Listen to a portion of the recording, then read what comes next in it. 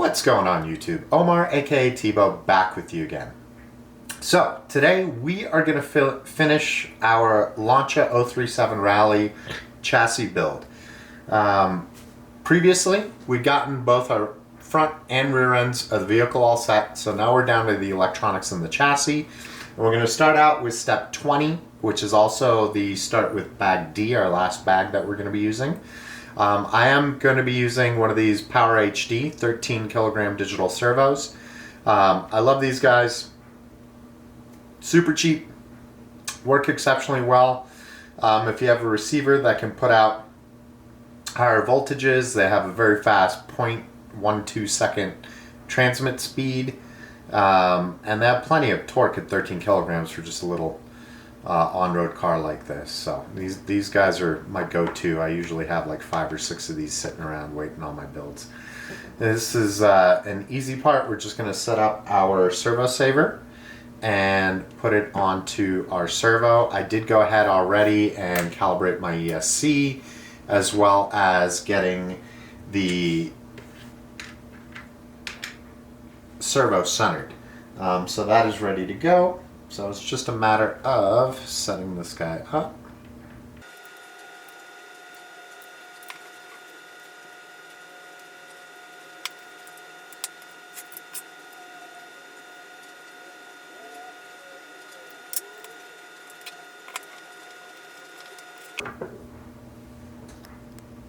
Step 21, we are going to be attaching our servo to our chassis. We're going to start with that piece first and just get the servo attachment little blocks ready.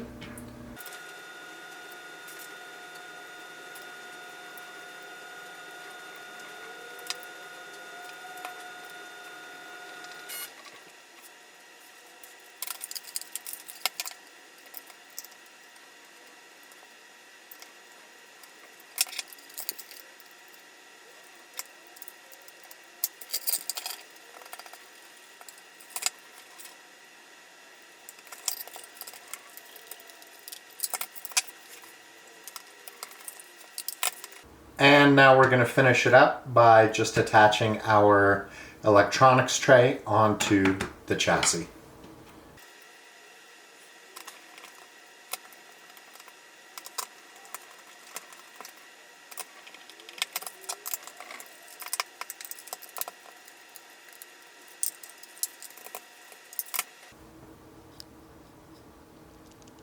Step 22 is a relatively easy step. It's just a matter of double-sided tape sticking on your ESC and your speed controller. The only hardware that's used are the two 2x8mm screws and the washers for your on-off switch to mount that. I did wrap the cables around my screwdriver and just curlicued or pigtailed them. Just makes the wiring neater and looks a little bit better. Next step, we are going to move on to our steering rods. Step 21 is assembling our steering rods and getting the steering bridge ready to go. I assembled the rods off camera. I hate putting these things together on camera just because it's a pain, but Tamiya kits are lovely because their ball ends are already kind of pre-threaded, so they go together pretty easily, unlike some other manufacturers. This is a pretty straightforward step. Just make sure that you get your spacing on these two correct at 9mm gap, and this guy at a 5mm gap. This is offset, so you have each of the ball ends facing 90 from each other. These guys are going to be parallel or the same, so you can see through on them. And then the only other thing is attaching our ball connectors, which we have 3 of, to the steering linkage assembly pieces here. So pretty straightforward. Boy, I guess I like saying that word straightforward a lot, but honestly pretty simple, just a bunch of things that we screw together.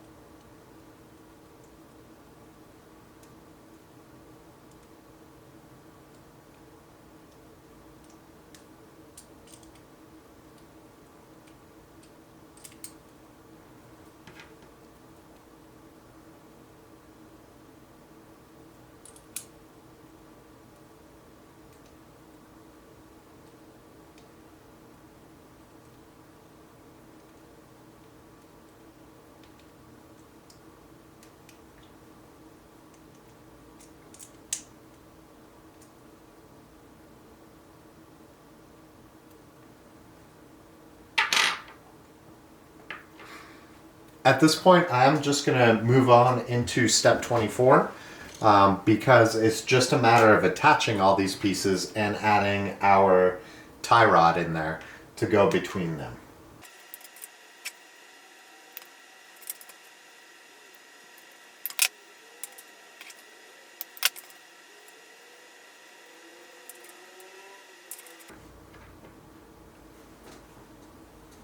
Step 25, we are going to get our steering linkage attached to our chassis. The only hardware we need are 2 step screws and 2 washers for this piece. I do recommend when you're doing this piece to attach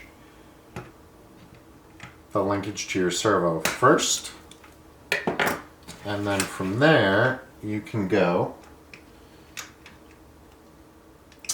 and get your pieces in place. Your washers are going to go underneath the plastic, so they're going to sit between the... Ooh, that's how you lose the washer.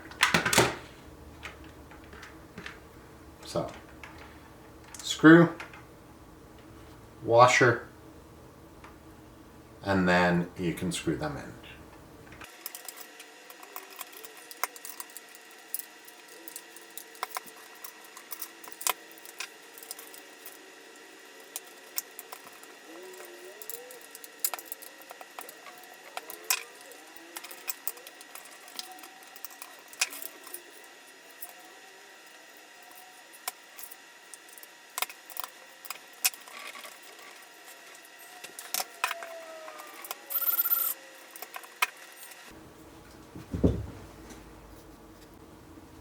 Step 26, our chassis is really going to start coming together at this point.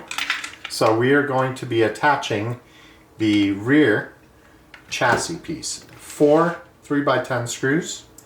Let's start with the 2 at the top because they're easy to reach.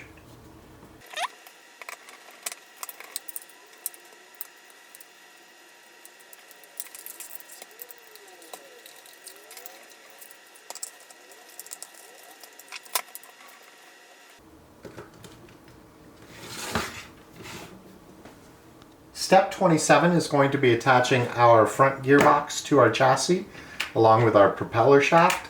We just need, for this step, 3 3x10 screws. Some of you who are eagle-eyed might have noticed when I was putting my steering assembly together, I actually had this piece on upside down.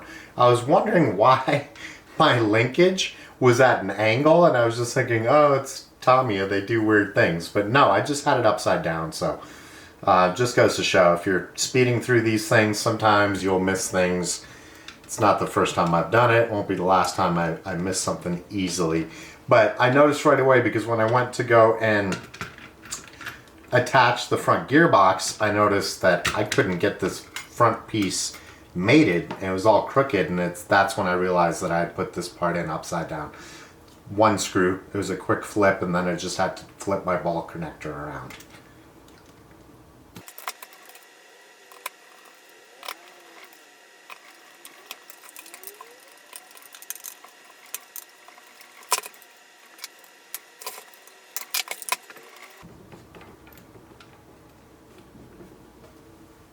Step 28 brings us to attaching the front bumper.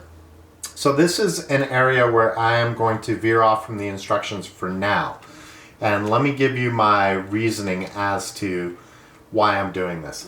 I don't like the giant front bumper that this car comes with, but luckily they give you a standard bumper in there too.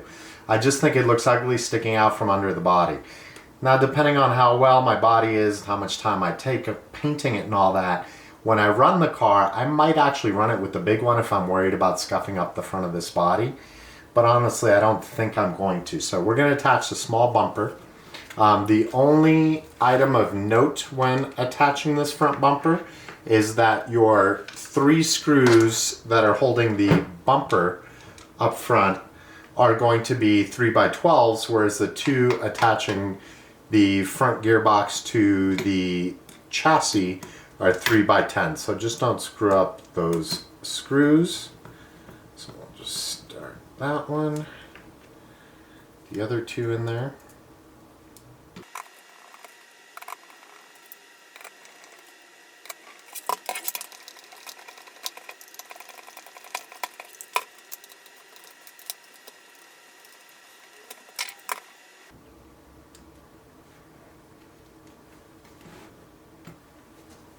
Finally, steps 29 through 32 I did off screen. It's just a matter of attaching your body posts, the rear bumper, mounting your tires on there, and then just putting in your battery holder. I gotta tell you, this has been a fantastic build, as all Tamiya builds are. Really enjoyed it. It's a great looking car. Everything has come together well. So now the only thing that I have left to do, which might take as long as it took to build this car, is to paint and detail the body, the interior, the drivers, and all that. It is a hard body, so I have to wait until warm weather because I can't get the priming and then the painting and everything done indoors in any way whatsoever at my house. It all has to be done in my garage, and right now we've had snow. It's like 30 degrees, so really not ideal for painting. This is the end of part 5. The car is ready to go. It runs. It's come out wonderful. I'm just so excited to eventually get that body done, and when I do, I might put up a part 6 just showing off the body after I've painted it. As always, guys, I hope you've enjoyed this. It's been a wonderful build. I've had a blast. Like this video, subscribe to my channel with notifications on, and I will see you guys on the next one.